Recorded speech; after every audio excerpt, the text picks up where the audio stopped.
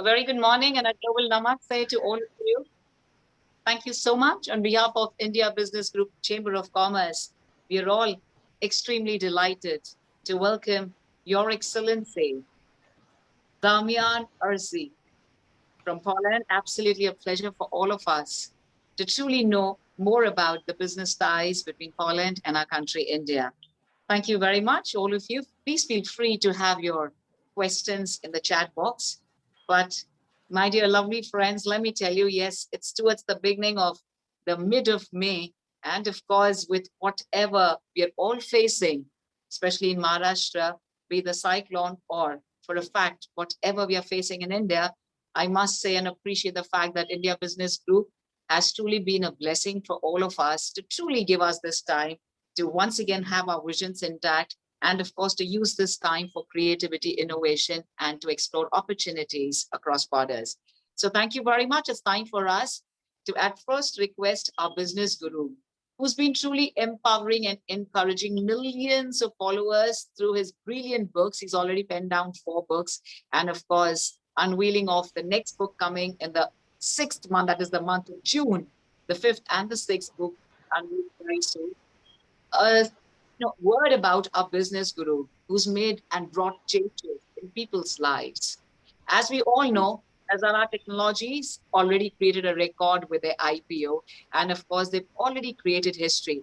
How did it happen? As we all know, he spends so much time with us every week to give us these opportunities, be it startup or, of course, anyone who's really had their business mark up to the optimal level and gives us these wondrous opportunities to go absolutely across the borders and, of course, have our business ties across the world. It's time for us to welcome our very renowned business guru, renowned all across the world, and the chairman of Nazara Technologies. Ladies and gentlemen, we all know him pretty well, but right now he's enjoying the beautiful breeze at the beautiful place of Alibag. And I need to mention this because this is where he gets his energy from. And as he always says, that you stay in your mind. May we please request Mr. Vikash Mitra Sen to formally welcome Your Excellency and, of course, give us that one beautiful tip of being happy always. Mr. Vikash Mitra Sen, please. Thank you, Simran. Welcome, Mr. Consul. So good to have you here today. You're looking bright and sunny, like the weather seems to be also. I mean, we had what a terrible day. Just last night also it went on. But the typhoon has moved on now. In Hong Kong, they call this typhoon. And now, I really don't want to waste you guys' time. You are all eager to hear the Consul, not the Honorary Consul General. So we can move on, Simran. Sure. Thank you very much to our Honorary Consul General of the Republic of Mali, Mr. Vikash Mitra Sen. So, my dear lovely friends, Poland's priorities in business cooperation with India. But before we request Your Excellency, I want to request a very dynamic CEO, Ms. Priya Pansare, for a formal welcome as well as the audio visual of the India Business Group Chamber of Commerce, please. Very good morning, IBG. Okay, and all the guests who have come for the first time on our platform, I'm going to show you a small video of what IBG is. Girish, can we play it?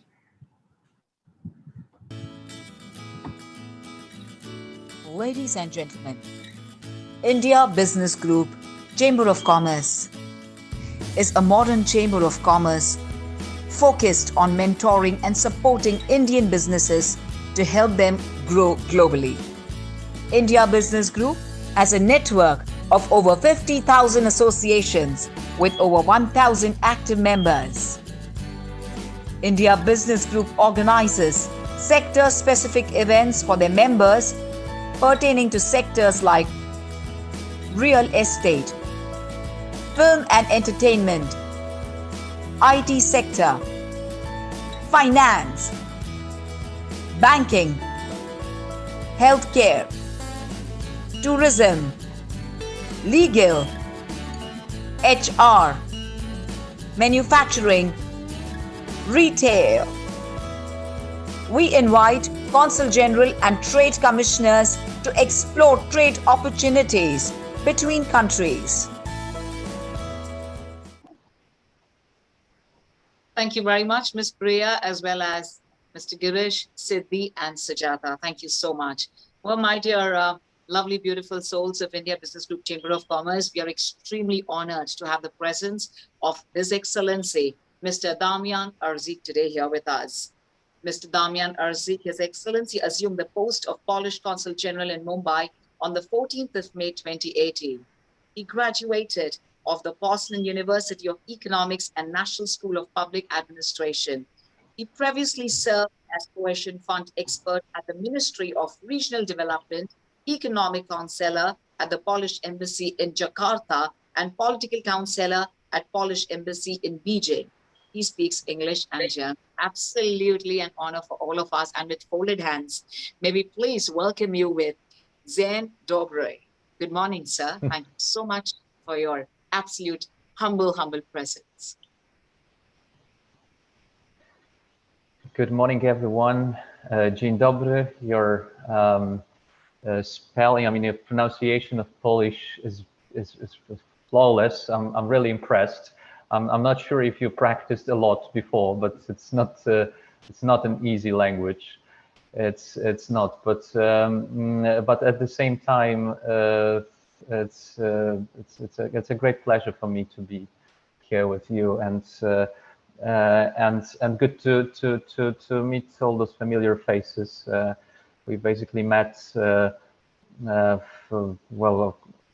several months ago when we had first online interaction. I think it was back in October last year, and we were hoping that situation will return to normal soon, and in fact it did. So it allowed us to meet in March, and it was supposed to stay like that, but suddenly things went out of control, and here we go again online, and even this way it's good to reconnect. It's good to meet and to brief you about Poland as of now. So probably you are all interested on how Poland is fighting COVID. This is the regular question that I obviously frequently am being asked. And the thing is that we were struggling really hard during winter months. We experienced a second wave back in October, November. Then we had a third wave somewhere in Jan, Feb. And since I think February, our numbers started falling down, and they keep doing so in this past couple of months for two reasons. First was that our vaccines drive is going very smooth, and I think that almost half of the population got their first shot already. So our government just announced opening vaccines for teenagers, 16 to 18 years old. So we are at that stage at the moment. And it's reflected in the numbers. So the numbers of deaths are falling, and the number of new cases are falling as well. So let's keep it this way. Summer is coming. So summer always brings, spring brings a lot of hope in Poland, and with summer just on the corner, people just venture out a little more outside. They're not staying indoors, which is very well convenient for the virus, but people go more often outside. So I hope it will stay that way, and we will be doing fine. I would like to share with you basically like two presentations. The first one will be very short. I just wanted to have a brief recap of on Poland, and then I will, in the second presentation, focus more on this priority areas for cooperation. So let me share the screen with you so we can see the presentation. Okay, so not yet. Let's do this one.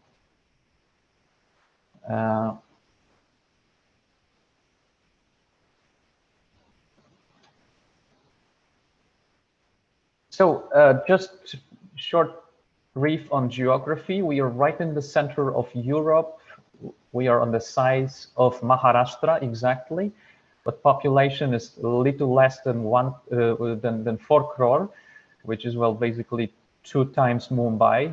And we are the member of the EU, Schengen, and NATO. And we are, as you can see from this map, we are right in the middle of the continent.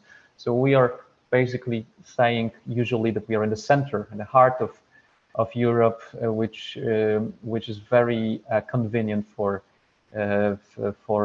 developing our economy. And we actually use this perfect location very well in past 30 years. Our development in the past 30 years is a success story, even mentioned by the World Bank, who is like paying a lot of attention for sustainable growth of countries. And in fact, Poland is a kind of a poster boy for the World Bank, as our poverty index falls, our Gini index of inequality remained low, but our GDP per capita just skyrocketed in the past 30 years. So now we are considered a high income country with the GDP per capita and purchasing power parity at the 35,000 US dollars. And the pandemic in 2020 affected us really mildly, like for the European standards, just minus 2.8% on minus, and a strong rebound this year. This third wave that I told you about, which started in Feb and is receding at the moment, is not affecting us as much as everybody were afraid of. So we are looking forward to keep this good forecast of 5% growth this year. So, I mean, that's not only in my opinion, of a government opinion, but we are very well rated by the world rating agencies. And as I mentioned before, we are right in the middle of the continent, which means that we are very convenient for logistics, and that brought us a lot of foreign investments in the past 4 years. We are not only as the a convenient spot for land, we are also an important port, and Gdańsk deep water container terminal is now the fastest growing container port in Europe. It's the largest in Baltic Sea, and it has a huge ambitions to become one of the major ports in whole Europe, competing with Hamburg or Rotterdam or any other European ports. So that resulted in a huge influx in the foreign investments, usually greenfield investments, up to 22 billion US dollars in 2019. And basically the pandemic has not reversed these positive investment trends. You can see the skyline of Warsaw. This is how it looks probably like 3-4 months ago. No, sorry, that is the end of the year last year. So we were basically a huge construction site. A lot of new skyscrapers are rising in Warsaw, which shows that there is plenty of economic activity. But it's not only the Warsaw that's developing so fast. We have also a huge factories put in place in special economic zones, which we have a special program for supporting those investors who are coming to Poland, and they're ready to invest. I think that this factory here is one of the automotive factories which made also Poland one of their favorite destinations for investment due to its proximity to Germany and German factories, car factories or automotive factories. So these are some information on the tax reliefs for investments. We also got a lot of support from the European Union. As you might have heard, Europe is on a path to launch a huge financial support program to help the economies to revive post-pandemic and also transform the energy mix. So it's Poland will be one of the biggest beneficiaries of this program. Up to 173 billion from EU budget in euro, from European Union budget will come in for direct grants or privilege loans. So we already been a big beneficiary of EU cohesion policy programs, and that's, I will say about it later, talking about particular strengths that we are presenting here in India. We are a big beneficiary, not only in terms of investments, but also in terms of developing our indigenous companies. Why we were so successful in the past 3 decades? I think that education was the most important. So as you can see in this ranking, this is OECD ranking of students at the age of 15 in terms of science, reading and mathematics scores. And as you can see, Poland is one of the leaders in Europe, but also we made it very close to the top 10 of the world. And please don't be deceived by the China's result here, because this is for China, it's only for Shanghai and Beijing, which is a little bit distorted for the results. But otherwise, as you can see here, Polish students are doing remarkably well in all those standardized tests. That also resulted in our university enrollments, command of English and other languages. So we have a very highly motivated young workforce that's a big attraction for foreign investors. Some main sectors in Poland, what we have here, it may be also very interesting for the Indian business community, is that we are very strong in business and IT services. And as you can see, I mean, of course, we cannot compare our employment levels in modern business services with India, as we are now about 3.5 lakh people employed in this industry. But that makes us far the largest business hub in Europe and number 3 in the world after India, of course, and the Philippines. I think the Philippines comes second. So we are now third, and what India does for the world, Poland does for Europe. So all the multinationals, they are outsourcing the business services, the IT services to Poland, and they're serviced from my homeland. As I briefly mentioned before, automotive industry is very strong in Poland. Even though we don't have our own brands of cars, we are a big supplier of all kinds of automotive parts. So the investments are huge in this sector. We are very much interconnected with the Volkswagen value chain, as well as FCA and Daimler Toyota. FCA is Fiat Chrysler. So all the major producers are present in Poland. This is something that Mr. Vikas may find interesting. We are very strong in gaming industry. Not all of you are aware that Cyberpunk 2077 was made in Poland. So was The Witcher. These are products of the CD Projekt. This is the company that is, well, one of the most valuable on our stock exchange. It's at some point it was even more. It was valued even more than our energy, largest energy company. So this is just the leader of the market, but we have plenty of smaller players in this sector.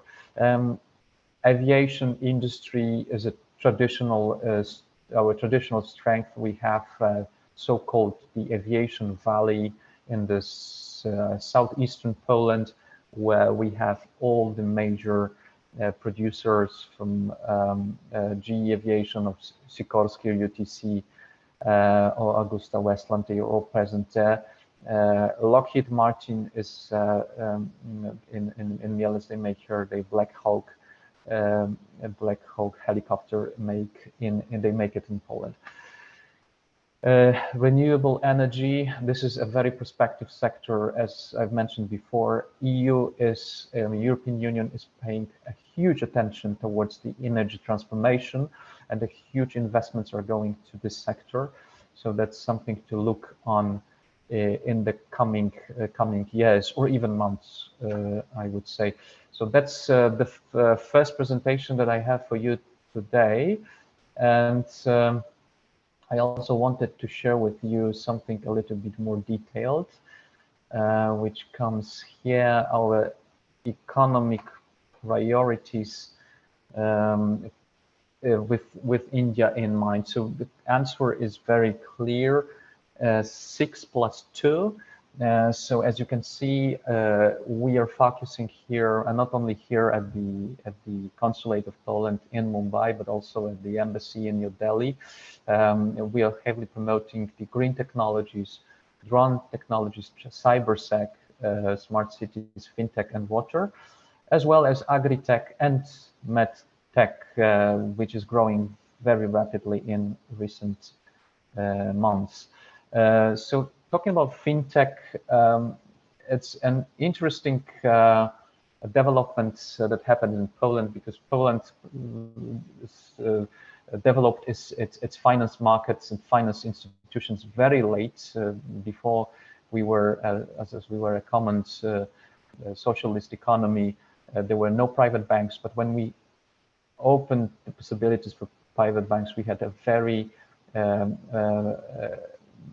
rapid growth of financial sector in Poland, and it also developed around that very innovative ICT solutions for the finance market. And Polish are very friendly towards the technology. I mean, the customers at the banks, as well as bank managers for back office, they are very keen to adopt new technologies, and that helped to this industry to flourish in Poland. So we have plenty of companies that are promoting their own solutions, and the Poles are very keen to use their apps for buying stocks or making bank transfers or whatever, or paying for their bills or whatever. So that's very high standard and very good solutions that we have. So you have mentioned a few of those areas, like blockchain, the mobile smartphones, payment and applications, currency exchange, absolutely fantastic for people who, like me, abroad. I can just do the exchange conversion on my smartphone without writing any letters, just doing it within a few seconds. It's a great thing. So another thing that's you might have might have heard about cybersec. Traditional Russian companies are very good in this, but also Eastern and Central European companies are very good. We don't have such big brands like, I don't know, Kaspersky or others, but we have plenty of companies who are acting as supporting companies for the major players in the cybersec. So we are focusing in energy, in transportation, water supply, and that absolutely the futuristic and growing importance as we are going to be more and more exposed for all kind of risks as we move more towards digital, and it's good to look into what Poland has to offer in cybersec. Drones are very well fashionable, I would say, now in many countries. I think that China is the biggest producer, but if you look into Europe, so we are far the largest, and at the moment we have the highest level of so-called use pace. So this so-called drone digitalization is on the highest rate in Poland, and it was interesting that a European Organization for the Safety of Air Navigation, which is the European Union agency for that matter, used some of the solutions that we've developed in Poland in presenting their use-based solutions. So this is something that is also worth mentioned. Smart city, that is one of those technologies, but it's not only the technology, but the whole range of issues, not only technology and economy, but also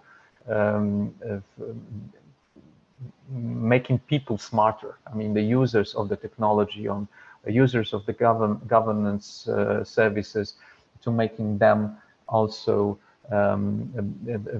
participants of that process of managing cities, so-called the smart cities. So here we also were a big beneficiary of the European Union agenda, which promotes the smart development of cities. So it's an amazing experience now. Travel to Warsaw, as you can use all kinds of so-called smart mobility. You can basically do all your leaving formalities and bureaucracy on your laptop or even your smartphone without a need to visit the physical buildings, government buildings. And what is important is we are taking the local communities on board in the cities, so they know the best what's needed in their areas. So there is a large system of public consultations and aggregation of this data gathered from people's and people's ideas make management of cities much more efficient and successful. Green technologies is something that I'm personally the biggest fan here in India, because we've encountered very same problems in Poland in the beginning of 90s as India is encountering now. So rapid industrialization during our command and control economy, without really thinking much about the results for its impact on environment, led us to almost an environmental disaster at the beginning of the 90s. But on our road to European Union accession, we were obliged to implement a very modern legislation, which gives a lot of importance for protecting the environment while growing our economy. So, but EU did more than this. We were not having only good legislation, but also since 2004, we started to receive a huge amount of money that went for investment into water sewage treatment, as well as dealing with the industrial wastage and all sorts of things. So altogether, there were billions of euros invested, and we basically were successful in cleaning up the country within 15 years. So that the success was enormous, and at the beginning of this process, we imported all of the technologies from our neighbors, Germany, or the further neighbors like the Netherlands or Scandinavia. But after that initial period, we started to develop our own indigenous companies, and this is something which may be very interesting for the Indian partners here, because our technologies are at least equally good as the Western European technologies, but they are still within the Eastern European price range. So that can be a very interesting proposal. So I'm already in touch with the governments of Gujarat as well as Maharashtra, and in Karnataka. So I hope that we will see soon some Polish technologies in India soon. Renewable resources, we are investing heavily in that in Poland as well, but so is India. So here I think that there are plenty of complementaries, and it's always good to look into that. Water and sewage industry, this is just a slide showing one of the largest sewage treatment plants. I'm not sure if you've heard that Warsaw, which is the capital of Poland, it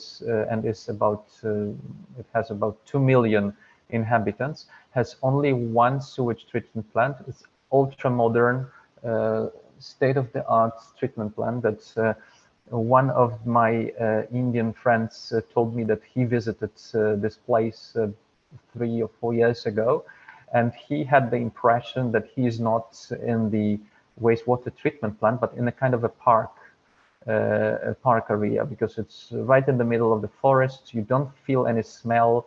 Everything is quiet, and the 2 million city, large city, is making no harm to Vistula River, which then goes to the Baltic Sea. I will stop here, and I am very much looking forward to have some questions. And yes, over to you. Thank you. Thank you very much. Jeku Echi Babzor, absolutely, Your Excellency. We do have a lot of questions, but before that, we also have a message from our Vice Chairman of IBG and a very good friend of yours, Mr. Dilip Mehta. And he'd like to truly tell you that it's absolutely wondrous meeting you again here today.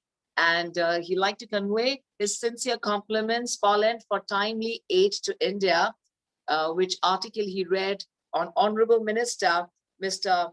Pavel Yabon-Iski. And secondly, he did also like to mention that all the members of IBG will be glad to visit Poland surely in 2022. He truly looks forward to this. So this is a message which we've received from Dilip Mehta, who's also your friend. And here we have a couple of questions. Your Excellency, what kind of initiatives do you support on renewable energy, sustainable energy, and climate change startups?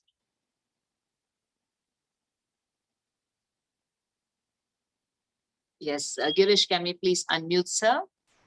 Thank you, sir. Okay, yes, I'm back. Thank you for this question.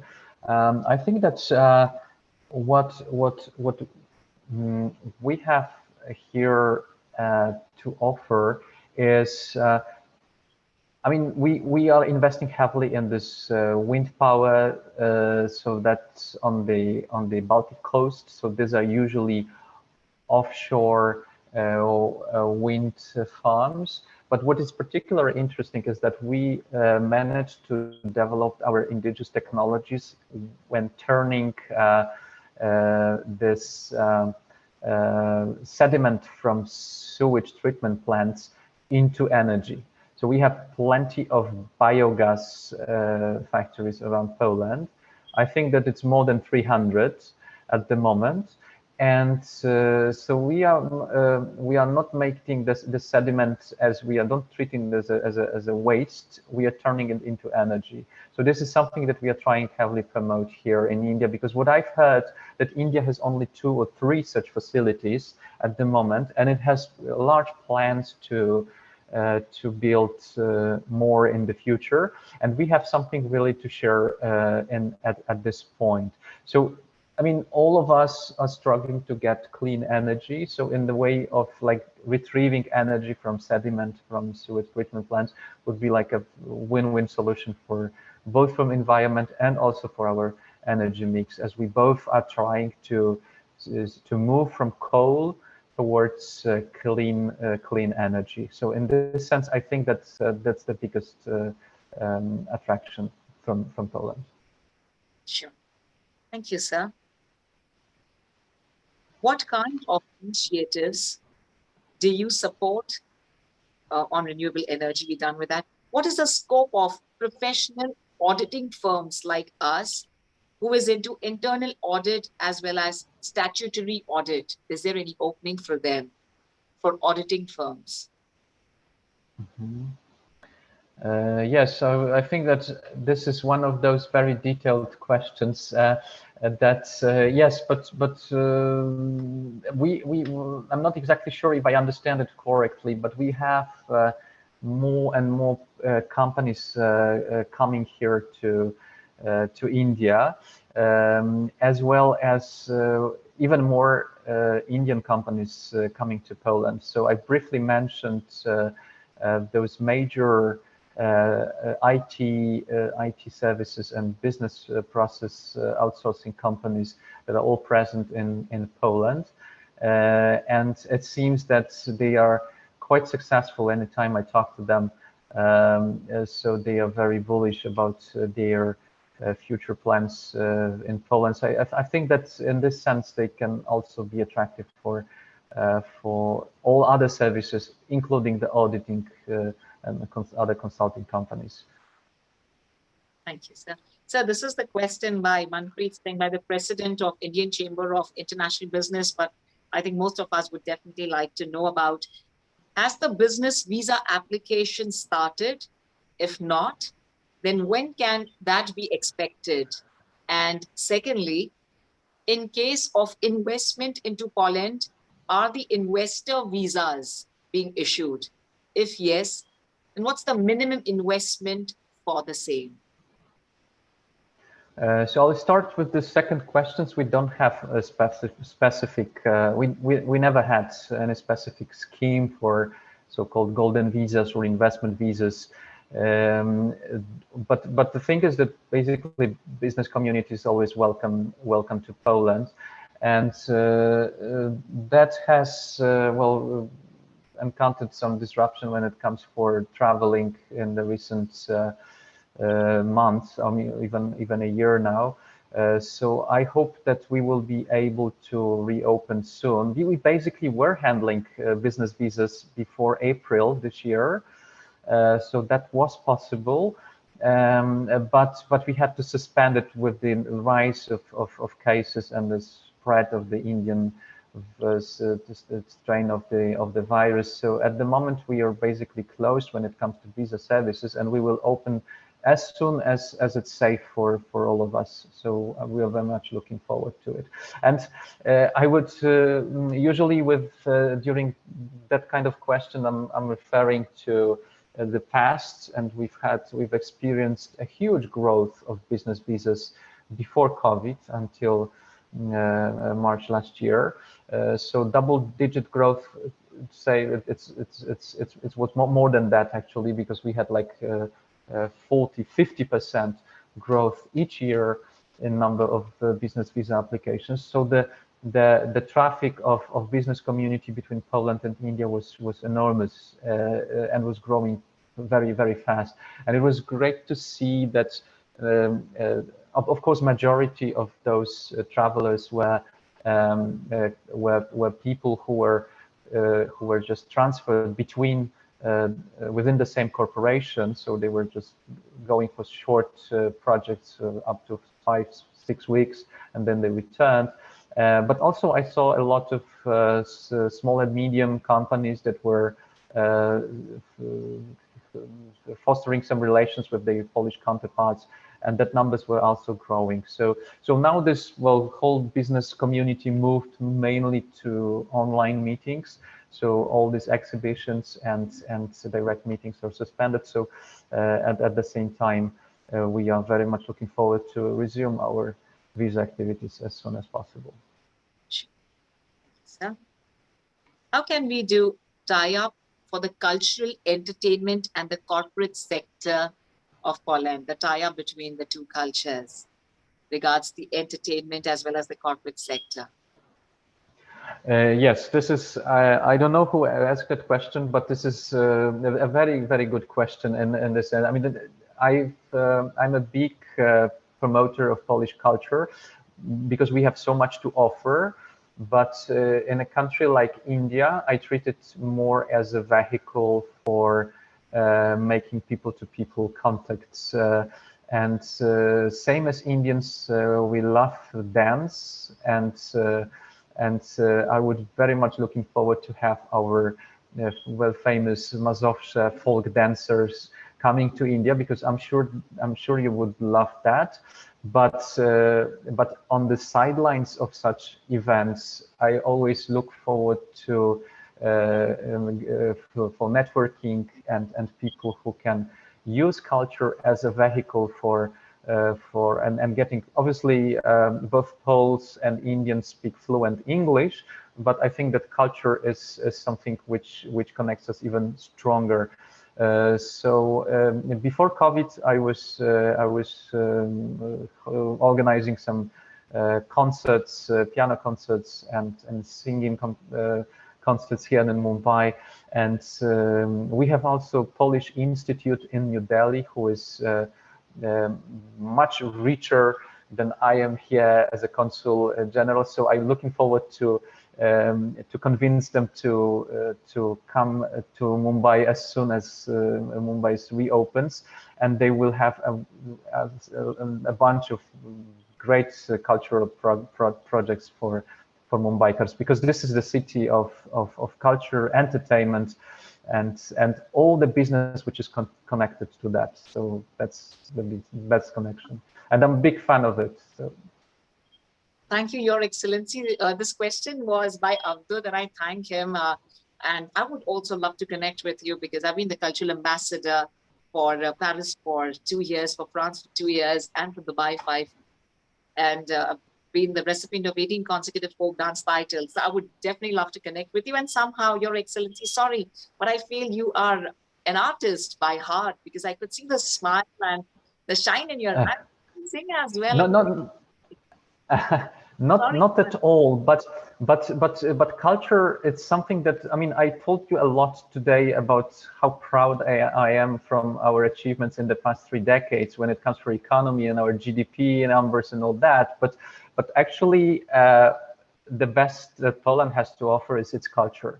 And this is something that all Indians tell me when they return from Kraków. This is the culture capital of Poland, and from other cities. So we have state-of-the-art opera houses in Poland, which are itself an architecture marvels, but being one of those at the audience is some kind of ultimate experience. So anytime I'm in Poland, I'm taking my children to one of those opera houses. We have a lot of programs also for children. Not only for adults, but specific design of recitals for children. It's absolutely fantastic. And when I'm encouraging Indians to travel to Poland, I'm telling them that you have to have at least a week, because you have to spend an evening in one of the opera houses or theaters in Poland, because this is something that shows Poland as the best. Thank you, Mr. Vikash Mitrasen and Ms. Priya. Look forward to this, at least a week. How is the language barrier managed? One of them would like to know. Language barrier, you mean in Poland? Yeah, the language, yeah, because... Yes. So yes, Poland, in Poland people speak Polish, and this is a language that is out of the Slavic languages. So it's a little similar to Slovakian and Czech languages. But it has this Roman alphabet letters, so it's easy to read, but the words are quite difficult, and the grammar is even harder. So people in Poland and students in Poland are studying Polish up to the age of 15. We are studying Polish grammar, basically, so it's so complicated. But at the same time, most of Poles, they speak English as their second language, and they don't use English at home, but for business and travel, English is widely spoken. And in the western part of Poland, so is German as well. So it's easy, very easy to communicate in English in Poland. So it's not a barrier at all, and you will have a very professional partners on Polish side who will be responding emails immediately in flawless English, and there is absolutely no barrier when it comes for this. I must definitely mention JQH Babso. Wow. We do have a lot of questions. The next one is on the leather exports. And is there any scope for leather products there? We have someone who's into manufacturing and wholesaling of leather products. Yeah, well, I think there is. This is we are a big importer of leather products, but I'm focusing here on more on helping Polish companies to export to India rather than Indian companies exporting to Poland.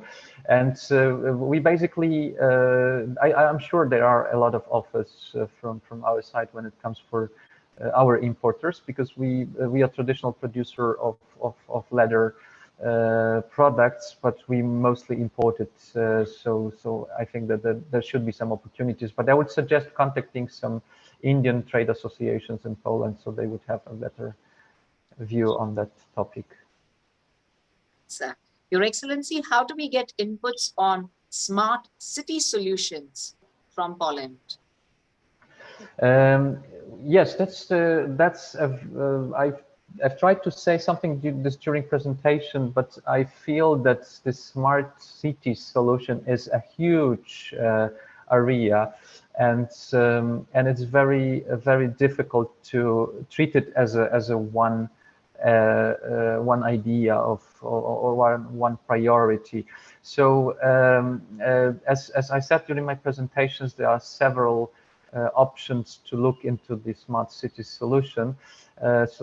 So it would have to be, we would have to narrow our discussions here, whether we are talking about smart mobility or we are talking about dealing with the city pollution and participation of citizens in decision process. So these are various aspects of smart cities, and we would have to narrow the discussion first, and then try to find some proper partners. Sure. Your Excellency, the next 2-3 questions, they would like to know how do they connect with you, or if you could recommend someone. So there is someone who's looking for starting some virtual learning centers for Sanskrit language and various Indian and foreign languages. How could they connect? And how do they also connect with you, Your Excellency, for the renewable energy perspective? From which perspective? I didn't hear. The renewable energy perspective. Okay. So yeah, so we have again, starting from the end, we have the Polish Agency for Trade and Investment Promotion. So I think that all details would be available from them, and the contact details I will share with you later. They are basically, I mean, I can tell it right now that they are focusing on fostering Polish exporters to India. So only they will cater the importers of Polish stuff to India. So when it comes for this renewable energy technologies, so they would be definitely the right person to address. So that's the first thing. The second thing about the Sanskrit and Indian language, I think there are 3 or 4 cities in Poland now who have the faculty of Indian language and Sanskrit as well, so they're studying Sanskrit. And I'm not sure if you heard that one of those, which is in Wrocław, was visited by Amitabh Bachchan. Amitabh Bachchan traveled there in December 2019, and he was so taken aback by these young students who were reciting the poetry of his father, his renowned poets, Indian poets. So he was really astonished to see Polish students coming in front and reciting the poems of his of his baba. So that was a really so we have very strong centers for studying Indian languages in Wrocław, Warsaw, Poznań, and in Kraków. So I would, if I have this question in detail, so I would start contacting them because now this virtual studying is becoming to some extent a new normal, and it's much more accessible than physical studying in the past. Sure. So how is Poland reviving tourism post-COVID? And you also spoke when you started your presentation, how is Poland reviving tourism post-COVID? And what are the new ways of tourism that you are introducing? And he has a couple of connected questions. How can we partner or start tourism business in Poland? And he says, Sachin says he'll be happy to work with Poland in creating experiential tourism and promoting inbound and outbound tourism. Thank you very much for this question, because I haven't said anything about tourism before. And so when it comes for COVID situation, so we actually benefited from the situation that we are not so reliable on tourism. The tourism in Poland brings about 2 to 3% of the GDP, which is not a big share as for other European nations. And at the same time, we have a large domestic market for tourism. So once all the borders were closed, even within the European Union, it was very difficult to travel. So our tourism operators, they very much switched into domestic audience, and they were not so much affected, especially last year, when it comes for the revenues. Obviously, those business travels and events were totally stopped. So those who were specializing in this part of business, they suffered a lot. But for general public, it was very difficult to book a hotel in top touristic places last year, because there was such an interest of Polish tourists who would normally travel further south to get some more sun in Mediterranean countries. So they spent their holidays in Poland. And during the second and third wave, so again, this part of our economy was affected, and now we are opening hotels and restaurants without any reservation, with any restrictions. So obviously with only sanitary protocol in place, and looking forward for new season. So there are some works within the European Union on this so-called health passport, which is, well, allows people who got fully vaccinated to travel without being quarantined in other countries. It's a very difficult process, but I hope it will be. And I mean, I think that the European Commission is planning to launch it in June, before the tourism season. So I think there's plenty of opportunities for Indian business community in tourism sector, because Poland offers everything that you can have in the west part of Europe, but you have still it's a very affordable prices. So it's worth to look into this market for post-COVID times, and I'm sure that you would have a lot of customers for that. Thank you. And I must also mention our Vice Chairman also spoke about this in the beginning. So thank you for that. So we'll take this last question, please. How to connect with people from pharmaceutical industry for joint venture? Yeah, so that is the question I would probably address to our the Trade and Promotion Bureau. We are somehow quite a big producer of pharmaceuticals in Poland, but as far as I know, we are competitors with India in some of the sectors. So I'm not exactly ready to give you more details, but obviously this is such a big again, such a big sector that it would need to be discussed between the particular companies and our Trade and Investment Promotion Agency. Thank you very much, Your Excellency, with folded hands. And we truly look forward to thank you to all our members who joined us today, because we truly look forward to having great ties with Poland and India. And of course, on this note, I'm going to request our Honorary Consul General of the Republic of Mali and our business group, Mr. Tash Mitasev, to please officially and formally thank Your Excellency as well. Thank you. Thank you, Simran. So this was one of the most amazing talks. This was one of the most amazing talks. Damian is so good. I'm going to request him to have lunch with me once all these things are over. I want to hear more of him.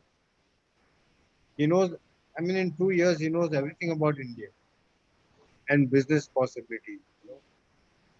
Thanks a lot, Mr. Irzyk. Is that the way you pronounce your name? Thank you very Irzyk. much. Yes. Yeah, Irzyk. Okay. So we're going to meet up, I hope sooner than later. I don't know how long this is going to go on. But the moment it ends and we get the green signal, we are going to the chambers at the Taj. Thank you all of you. I hope you enjoyed this talk, which I completely did. Your Excellency, before we go ahead, I want to request our CEO, Priya. Priya, would you like to say something? I know, Priya probably has everything jotted down, and we're going to probably have a delegation pretty soon. Priya, just a note from you, just a word from you. So, His Excellency, I can see enough opportunities of business between our two countries over here on the chat box. If you have gotten a chance to see, there are these loads of inquiries which have come in. So, what I'm going to do is I'm going to collate all these things down and email it to you, to your office, of course, and see if there is any alignment between both our countries. And I will email back to these people. So, thank you so much, His Excellency. Thanks for being here today. Thank you. Gracious gratitude to Your Excellency. Absolutely, Mr. Damian Irzyk. Absolutely a pleasure having you here, and thank you from the bottom of our hearts. Thank you all. No, the pleasure was all mine, and you all take care, stay safe, and we will meet soon. Thank you for your time, sir.